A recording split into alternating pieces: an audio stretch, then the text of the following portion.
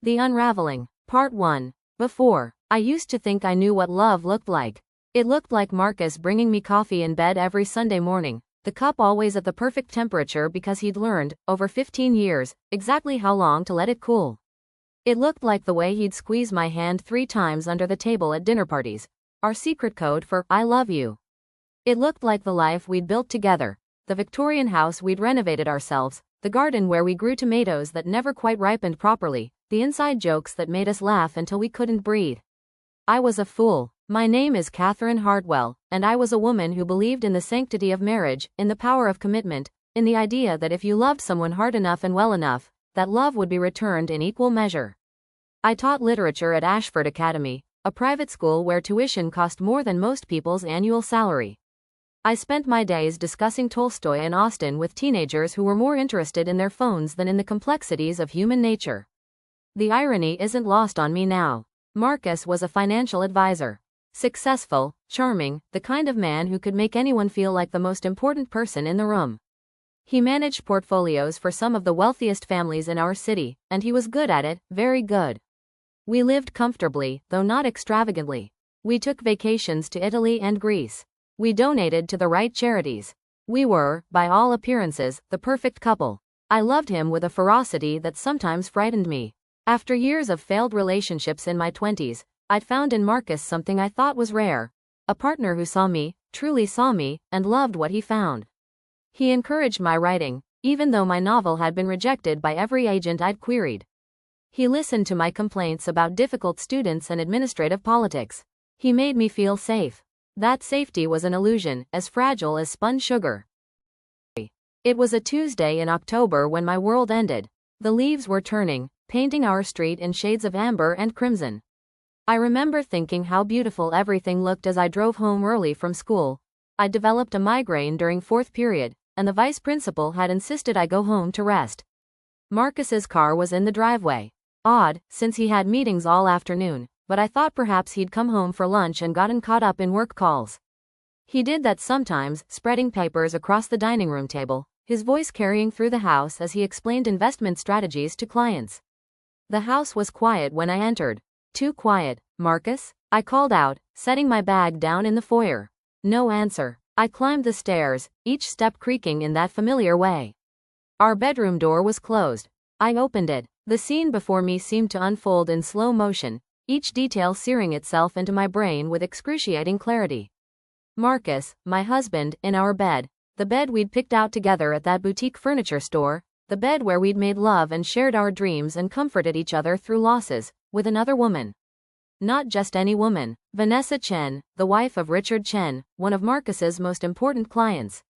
I'd met her at least a dozen times at various social functions. We'd had conversations about art and travel. She'd complimented my dress at the Ashford Academy fundraiser just last month. They didn't notice me at first. I stood there, frozen, watching my husband's hands on her body, hearing sounds that made my stomach turn. Then Vanessa's eyes opened, and she saw me. Her gasp made Marcus turn. "Catherine," he started, scrambling up, reaching for his clothes. I didn't scream. I didn't cry. I didn't throw things or collapse. I simply looked at him, at this man I'd loved for 15 years, and felt something inside me go cold and hard. "Get out," I said, my voice eerily calm. "Both of you. Get out of my house." "Catherine, please, let me explain."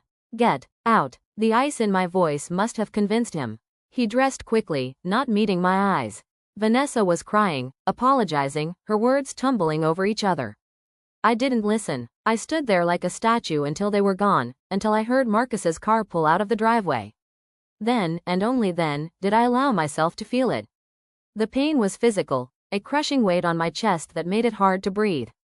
I sank to the floor beside our bed. No, not our bed anymore, never our bed again, and I wept. Great, heaving sobs that seemed to come from somewhere deep and primal. I cried until I had no tears left, until my throat was raw and my eyes were swollen. How long had this been going on? How many times had he touched her while I was at work, teaching students about the nature of betrayal in literature, completely oblivious to the betrayal in my own life? How many lies had he told me? How many times had he looked me in the eye and said, "I love you," while carrying on this affair? The questions circled in my mind like vultures. Part 3. The unraveling continues. Marcus came back that evening. I'd pulled myself together by then, washed my face, changed the sheets on the bed. I'd burn them later, I decided. I was sitting in the living room with a glass of wine when I heard his key in the lock. He looked terrible, his face haggard, his eyes red. Good. Catherine, I am so sorry, he began, sitting down across from me. It was a mistake, a terrible mistake. It didn't mean anything. How long? I interrupted. He hesitated. 6 months. 6 months. Half a year of lies. I took a sip of wine, letting the information settle. Does Richard know? No. God, no. Catherine, please, we can work through this. I love you. I've always loved you. This thing with Vanessa, it just happened. I'll end it. I'll do whatever it takes. It just happened, I repeated, my voice flat. 6 months of it just happening. 6 months of you fucking another man's wife in our bed while I was at work. That's a lot of just happening, Marcus. He flinched at my language. I never swore. The perfect, proper literature teacher didn't use such crude words. I want you to leave, I said. Tonight, pack a bag and go to a hotel.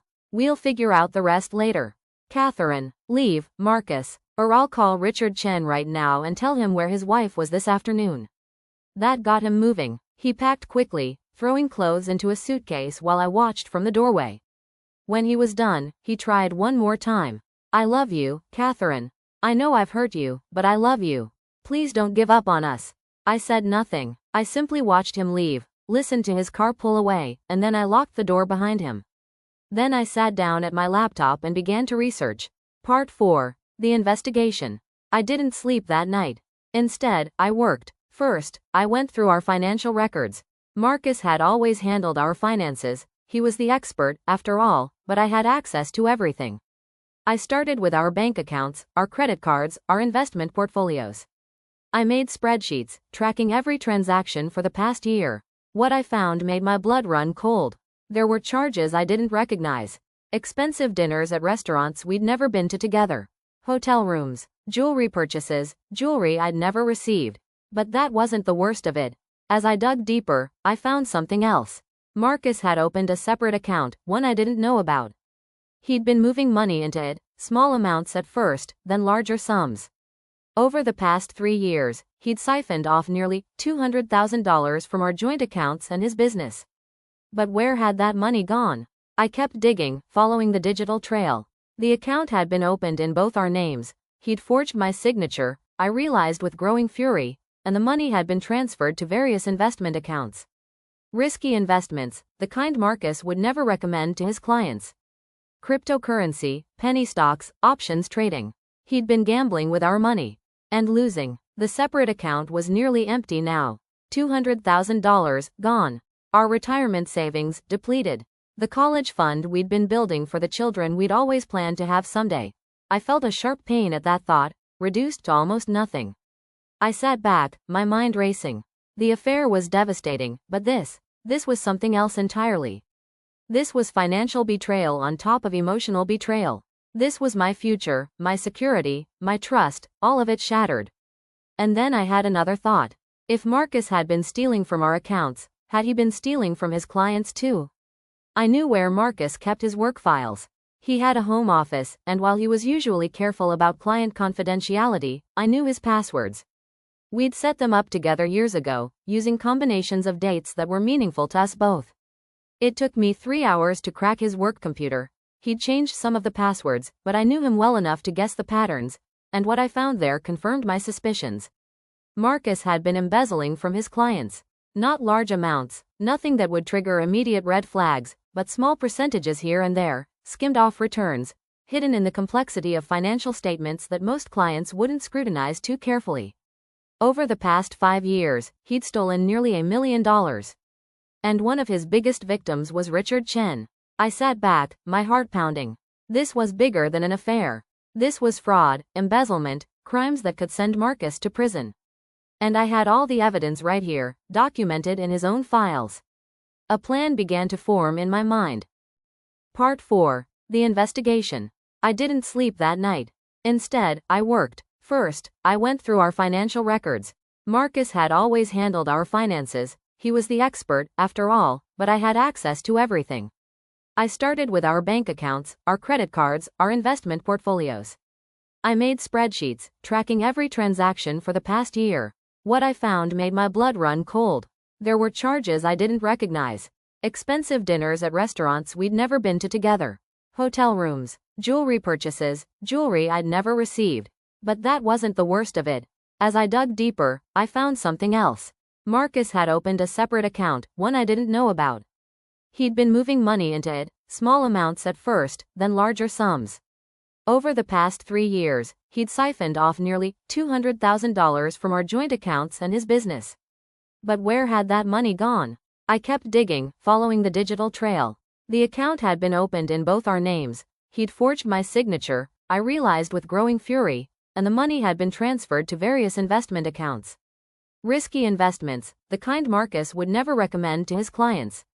Cryptocurrency, penny stocks, options trading. He'd been gambling with our money.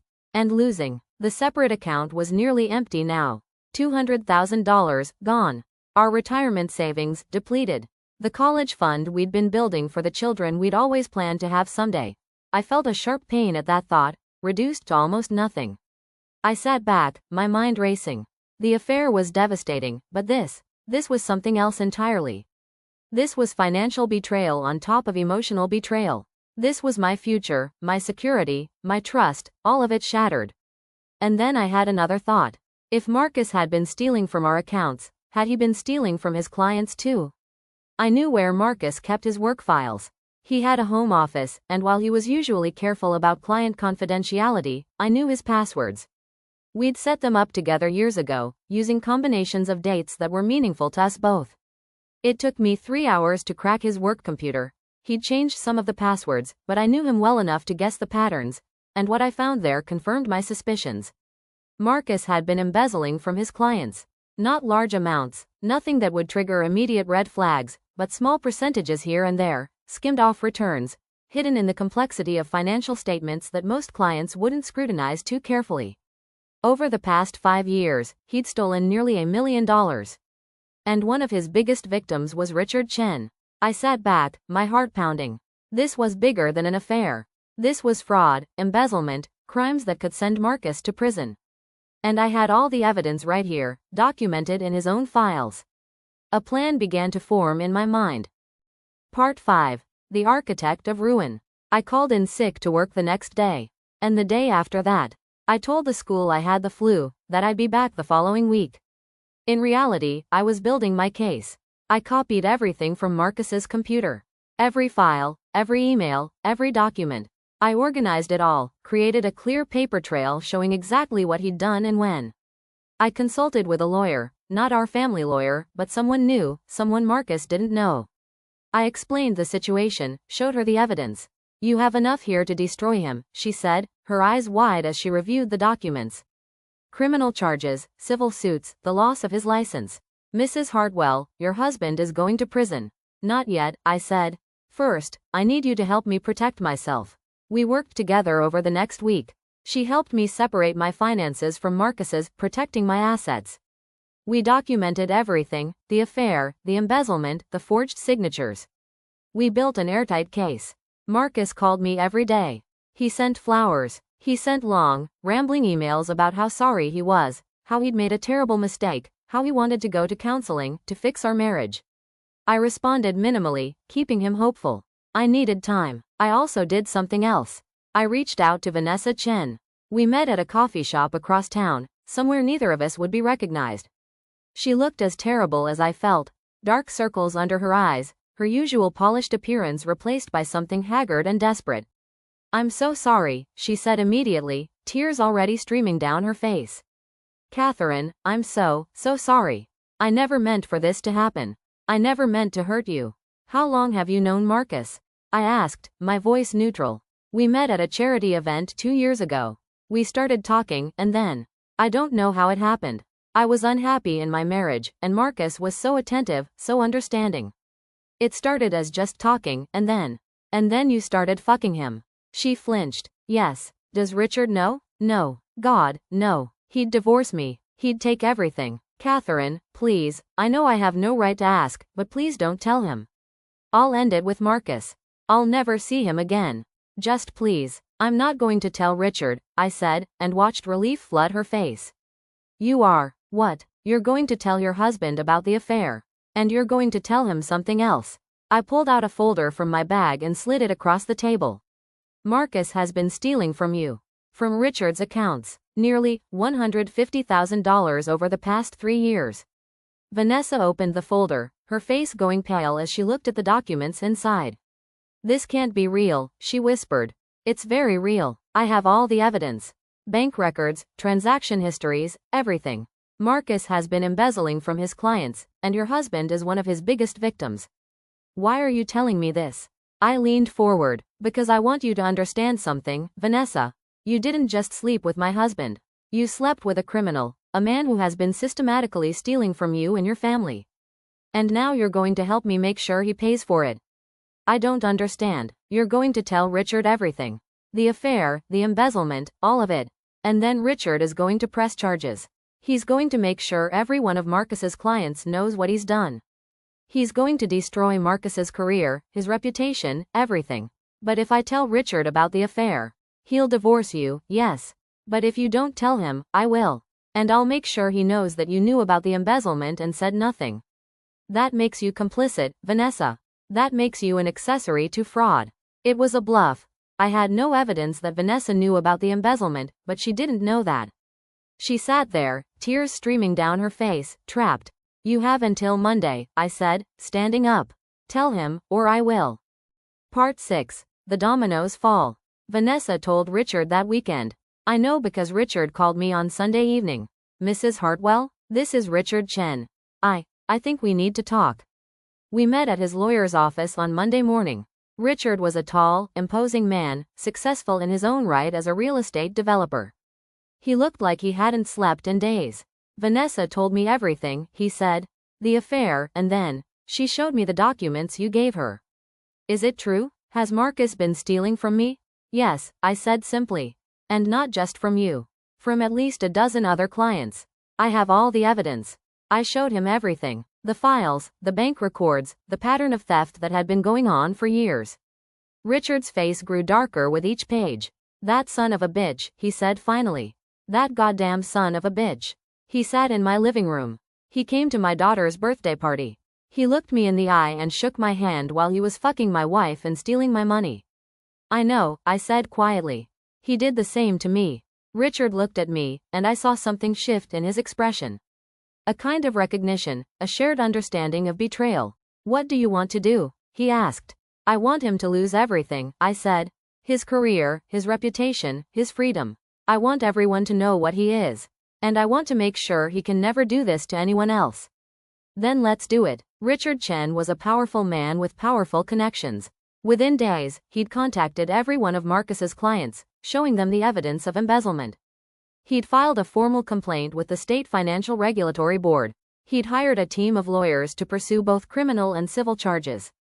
The news spread like wildfire through our social circle. Marcus Hartwell, the trusted financial advisor, was a thief and a fraud. The whispers started immediately, growing louder with each passing day. Marcus called me, frantic. Catherine, what's happening? Richard Chen is making accusations. He's contacted all my clients. He's trying to destroy me. You have to help me. You have to tell them this is all a misunderstanding. Is it a misunderstanding, Marcus? Did you not steal money from your clients? Did you not embezzle nearly $1 million over 5 years? Silence on the other end of the line. How did you? I know everything, Marcus. The embezzlement, the gambling, the money you stole from our accounts. I know about the forged signatures, the hidden accounts, all of it. Catherine, please. I can explain. I was trying to make money for us, for our future. Some investments went bad, and I had to cover the losses. I was going to pay it all back. By stealing more? By gambling with other people's money? You're not just a cheater, Marcus. You're a criminal. You're my wife. You're supposed to stand by me. The audacity of that statement took my breath away. I was your wife when you decided to fuck Vanessa Chen in our bed. I was your wife when you stole our retirement savings. I was your wife when you forged my signature and committed fraud. You destroyed our marriage, Marcus. You destroyed everything. And now you're going to face the consequences. I hung up. Part 7. The Unraveling accelerates. The state regulatory board moved quickly. Within 2 weeks, Marcus's license was suspended pending investigation. His firm, he was a partner in a mid-sized advisory company, immediately terminated him. The other partners released a statement distancing themselves from his actions, claiming they'd had no knowledge of his illegal activities. Criminal charges were filed: embezzlement, fraud, forgery. The district attorney's office was building a case, and with the evidence I'd provided, it was airtight. But I wasn't done. I'd been teaching at Ashford Academy for 12 years. I knew everyone, the board members, the major donors, the influential parents. Many of them had been Marcus's clients. I reached out to them, one by one. "I'm so sorry you're going through this," they'd say, their voices dripping with sympathy that barely masked their curiosity. "Thank you," I'd reply. "It's been devastating to discover that the man I loved was capable of such things. Not just the affair, but the theft, the lies. I had no idea he was stealing from his clients. From people we considered friends. I played the role of the innocent, betrayed wife perfectly. And in doing so, I made sure that everyone knew exactly what Marcus had done." The story spread through our social circles like a virus. Marcus Hartwell, the charming financial advisor, was a pariah. His friends stopped calling. Invitations dried up. People crossed the street to avoid him. I also made sure the story reached the media. An anonymous tip to a local investigative journalist, along with some carefully selected documents, resulted in a front-page story. Local financial advisor accused of embezzling millions from wealthy clients. The article was devastating. It detailed Marcus's crimes, his affair with a client's wife, the web of lies he'd constructed. It included interviews with some of his victims, people who'd trusted him with their life savings. Marcus's face was plastered across the news. His reputation, built over 20 years, was destroyed in a matter of weeks. Part 8. The Legal Reckoning. The divorce proceedings were brutal. My lawyer, the same one who'd helped me document everything, was ruthless. Marcus tried to argue for a division of assets, claiming he was entitled to half of everything. My lawyer presented the evidence of his embezzlement from our joint accounts, the forged signatures, the hidden accounts. "Your client stole from Mrs. Hartwell," she said coldly. "He forged her signature on legal documents. He depleted their joint savings without her knowledge or consent. He has no claim to any marital assets." The judge agreed. I was awarded the house, the remaining savings, everything. Marcus was left with nothing but his legal bills and the criminal charges hanging over his head. But I still wasn't satisfied. I'd discovered something else in my investigation. Marcus had a life insurance policy, a large one, with me as the beneficiary. He'd also been paying into a pension plan through his firm. I made sure my lawyer fought for every penny. The pension was earned during the marriage, my lawyer argued. Mrs. Hartwell is entitled to her share. Marcus's lawyer tried to fight it, but the evidence of his crimes worked against him. The judge ruled in my favor. I would receive half of his pension, if he ever saw any of it, which seemed unlikely given that he'd probably be in prison. The divorce was finalized in March, 6 months after I'd walked in on Marcus and Vanessa. I signed the papers with a steady hand, feeling nothing but a cold sense of satisfaction. I was free. Part 9. The Trial. The criminal trial began in June. I attended every day, sitting in the gallery, watching as the prosecution laid out their case. They called witnesses, Marcus's former clients, forensic accountants, banking officials. Each one testified to the systematic theft, the careful manipulation of accounts, the lies Marcus had told to cover his tracks. Richard Chen testified. He described how he'd trusted Marcus, how Marcus had been a guest in his home, how he'd discovered the betrayal. His testimony was powerful, his anger palpable. I was called to testify as well. I described finding the hidden accounts, the forged signatures, the evidence of embezzlement. I spoke calmly, clearly, presenting the facts without emotion. Marcus's lawyer tried to paint me as a vengeful ex-wife, someone who'd manufactured evidence to destroy her husband. But the evidence was too solid, too well documented. The jury saw through the defense's attempts. Marcus took the stand in his own defense. He tried to explain, to justify his actions. He claimed he'd been trying to recover losses, that he'd always intended to pay the money back, that he'd made mistakes but wasn't a criminal. The jury didn't believe him. They deliberated for less than a day. Guilty on all counts. The sentencing hearing was 2 weeks later. The judge was harsh. "Mr. Hartwell, you were in a position of trust. Your clients relied on you to protect their assets, to act in their best interests. Instead, you stole from them. You betrayed that trust in the most fundamental way. You showed no remorse, no understanding of the harm you caused. This court sentences you to 12 years in federal prison, followed by 5 years of supervised release. You are also ordered to pay restitution in the amount of $1.2 million to your victims. 12 years. Marcus would be nearly 60 when he got out. His career was over. His reputation was destroyed. He would be a convicted felon, a registered financial criminal. I watched as they led him away in handcuffs. He looked at me one last time, his eyes pleading, desperate. I looked back at him with no expression at all. Part 10. The aftermath. Life moved on. I sold the house. I couldn't live there anymore, not with the memories that haunted every room. I bought a smaller place across town, a modern condo with clean lines and no history. I redecorated, choosing furniture and art that was entirely my own, that had no connection to Marcus or our life together. The scandal had made me something of a celebrity in certain circles. I was the woman who'd brought down her corrupt husband, who'd uncovered a massive fraud scheme. Some people admired me, others whispered that I was cold, calculating, vengeful. I didn't care what they thought. Vanessa Chen divorced Richard. She moved to another city, trying to escape the scandal. I heard she'd gone back to using her maiden name, trying to rebuild her life. I felt no sympathy for her. Richard and I stayed in touch. Not as friends, exactly, but as two people who'd survived the same betrayal. He'd recovered most of his stolen money through the restitution order, though he'd never get back the years of trust that had been violated. "How are you doing?" he asked me once, over coffee. "I'm surviving," I said. "Some days are better than others." "Do you regret it? What you did?" I thought about that. Did I regret destroying Marcus's life? Did I regret the cold, calculated way I'd dismantled everything he'd built? No, I said finally. He made his choices. I just made sure he faced the consequences.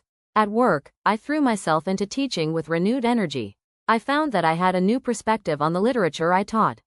When we read Medea, I understood her rage in a way I never had before. When we discussed The Count of Monte Cristo, I appreciated the satisfaction of revenge executed perfectly. My students noticed the change in me. I was harder now, less willing to accept excuses or half-hearted efforts. But I was also more honest, more willing to discuss the darker aspects of human nature. Mrs. Hartwell, one of my brightest students, asked during a discussion of Anna Karenina, "Do you think people can be forgiven for betrayal?" I thought about Marcus, about the lies and the theft and the affair. I thought about the cold satisfaction I'd felt watching him be led away in handcuffs. "I think forgiveness is overrated," I said. "Sometimes the best thing you can do is make sure the person who hurt you faces the consequences of their actions. Sometimes justice is more important than forgiveness." The student looked surprised, but she nodded slowly, understanding something she hadn't before. Part 11. The Reckoning. 2 years after the trial, I received a letter from Marcus. He was in federal prison in Pennsylvania, serving his sentence. The letter was long, rambling, full of apologies and explanations. He talked about therapy, about the work he was doing to understand why he'd made the choices he had. He talked about addiction. He claimed he'd been addicted to the thrill of gambling, to the risk of his illegal activities. He talked about how sorry he was, how he understood now the pain he'd caused. He asked if I would visit him. He asked if there was any chance, someday, that I might forgive him. I read the letter once, then burned it in my fireplace. I watched the paper curl and blacken, the words disappearing into ash. I never wrote back, but the letter made me think about what I'd done, about the revenge I'd taken. Some people might say I'd been too harsh, too unforgiving. They might say that everyone deserves a second chance, that love should be stronger than vengeance. Those people had never been betrayed the way I had. Marcus hadn't just cheated on me. He'd stolen from me, lied to me, forged my signature, gambled away our future. He'd looked me in the eye every day and pretended to be someone he wasn't.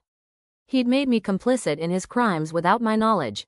And when I'd discovered the truth, he'd tried to manipulate me, to make me feel guilty for not standing by him. He'd expected me to be the dutiful wife, to support him through his mistakes, to help him cover up his crimes. Instead, I'd made sure he lost everything.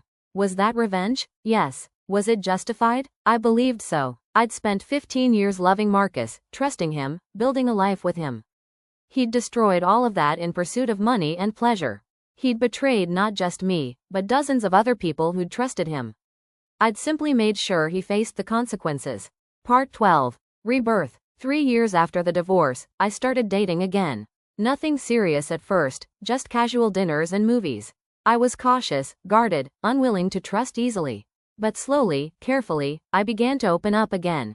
I met someone, a professor at the university, a kind man who taught philosophy and made me laugh. We took things slowly, building a friendship first, then something more. "You're different from anyone I've ever met," he told me once. "You're strong, but there's something. I don't know, something fierce about you. Like you've been through fire and come out the other side." "I have," I said simply. He knew about Marcus, about the scandal and the trial. Everyone in our social circles knew. But he didn't judge me for what I'd done. If anything, he seemed to admire it. "You protected yourself," he said. "You made sure a criminal faced justice. There's nothing wrong with that." Maybe he was right. Maybe I had simply been protecting myself, ensuring that Marcus couldn't hurt anyone else the way he'd hurt me. Or maybe I'd been driven by something darker, something more primal. The need for revenge, for retribution, for the satisfaction of watching someone who'd hurt me suffer the consequences. I didn't know. I wasn't sure it mattered. What mattered was that I'd survived. I'd taken the worst betrayal of my life and turned it into something I could control. I'd refused to be a victim. I'd fought back, and I'd won. Epilogue. 5 years later. 5 years after I walked in on Marcus and Vanessa, I was sitting in my condo, grading papers, when I received an email from an unfamiliar address. It was from Marcus. He'd been released early for good behavior, had served 7 years of his 12-year sentence. He was living in a halfway house, working as a clerk in a grocery store, trying to rebuild his life. The email was short. "Catherine, I know I have no right to contact you. I know I destroyed everything we had, and I know you'll probably never forgive me. But I wanted you to know that I'm sorry. Truly, deeply sorry. Not just for what I did to you, but for who I became. Prison gave me a lot of time to think about my choices, about the person I was. I was selfish, arrogant, and cruel. I hurt you in ways I can never make right. I don't expect forgiveness. I don't expect anything from you. I just wanted you to know that I'm sorry, and that I hope you found happiness. You deserved so much better than what I gave you. Marcus." I read the email 3 times. Then I deleted it. I didn't feel anger anymore. I didn't feel satisfaction or vindication. I felt nothing. Marcus was a stranger to me now, someone from a past life that no longer had any power over me. I'd moved on. I'd built a new life, one that was entirely my own. I'd published my novel, a dark, literary thriller about betrayal and revenge that had been surprisingly successful. I'd been promoted to department chair at Ashford Academy. I'd fallen in love again, carefully and cautiously, with someone who treated me with respect and honesty. I was happy, not in the naive, trusting way I'd been happy before, but in a deeper, more resilient way. I'd been broken and had put myself back together, and the person I'd become was stronger than the person I'd been. Marcus had tried to destroy me. Instead, he'd destroyed himself. And I had made sure of it. Sometimes, late at night, I thought about what I'd done. The cold, calculated way I'd dismantled his life. The satisfaction I'd felt watching him lose everything. Some people might call it cruel. Some might call it excessive. I called it justice. Marcus had made his choices. He'd chosen to betray me, to steal from his clients, to lie and cheat and manipulate. He'd chosen to risk everything for money and pleasure. I'd simply made sure he faced the consequences of those choices. And if that made me cold, calculating, vengeful, so be it. I'd learned something important through all of this, that love without respect is worthless. That trust, once broken, can never be fully repaired. That sometimes the kindest thing you can do for yourself is to walk away from someone who's hurt you and make sure they can never hurt you again. I'd learned that I was stronger than I'd ever known. That I could survive betrayal and come out the other side. That I could fight back and win. Marcus had taught me that lesson, though not in the way he'd intended. And for that, in a strange way, I was almost grateful. I closed my laptop and looked out the window at the city lights. Somewhere out there, Marcus was trying to rebuild his life, trying to move past the consequences of his actions. I hoped it was hard. I hoped he struggled. I hoped he never forgot what he'd lost. Because I would never forget what he'd taken from me. But I would also never forget what I'd taken back. My power, my agency, my life. I'd been betrayed, devastated, broken. And then I'd gotten my revenge. And it had been worth every moment. This is a new channel, so if you love this story, please like, comment and subscribe. I look forward to seeing you with some new stories soon.